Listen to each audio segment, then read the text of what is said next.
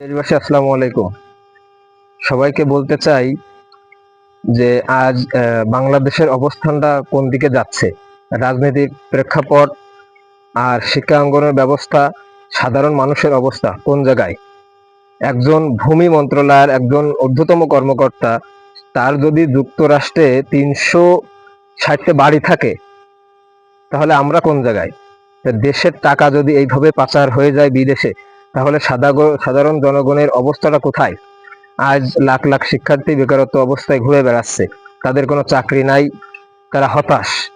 অথচ একজন কর্মকর্তার যদি হাজার হাজার কোটি টাকার মালিক থাকে, তাহলে এই শিক্ষাঙ্গনের অবস্থা কোথায় যাবে? আগামী প্রজন্ম কোথায় যাবে? আমরা কি ভেবে দেখেছি কখনো? আমাদের পরিবেশ চেঞ্জ করতে হবে, আমাদের রাজনৈতিক প্রেক্ষাপট চেঞ্জ করতে হবে। এখন এই যে অবস্থার প্রেক্ষাপটে বাংলাদেশ এখন দাঁড়িয়ে আছে, এই অবস্থার ভিতরে রাজনীতিক কতটা সাফল্য বা এখন নির্বাচন দেওয়াটাই কতটা সাফল্য, সেটা কিন্তু জনগণের উপরেই ডিপেন্ডস করবে।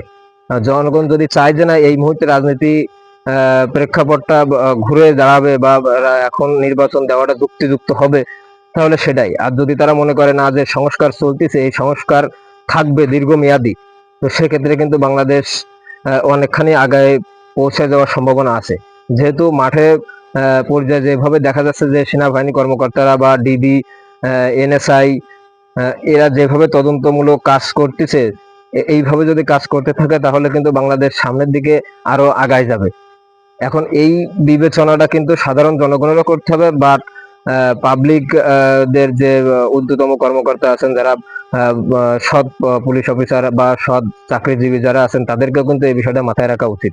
কারণ আগামী প্রজন্ম যদি আমরা ভালো অবস্থানে না নিয়ে যেতে পারি, তাহলে বাংলাদেশের অবস্থান কিন্তু সামনের দিকে আরো অবনতি হতে যাচ্ছে।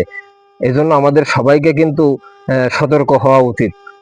এই বিষয়ে সবাইকে ভাবা উচিত যে আগামী প্রজন্ম কোথায় যাবে। তারা ডক্টর, ইঞ্জিনিয়ার, এই সমস্ত যদি আমরা তৈরি করতে চাই, তাহলে আমাদের রাজনৈতিক প্রেক্ষাপট এবং আমাদের ন্যাচারাল কিন্তু চেঞ্জ করতে হবে, কালচার চেঞ্জ করতে হবে। এইভাবে যদি একজন কর্মকর্তা নয়, শুধু হাজারো কর্মকর্তার ব্যাংক ব্যালেন্স হাজার হাজার কোটি টাকা আছে, কিন্তু আমরা কেউ খোঁজ পাচ্ছি না।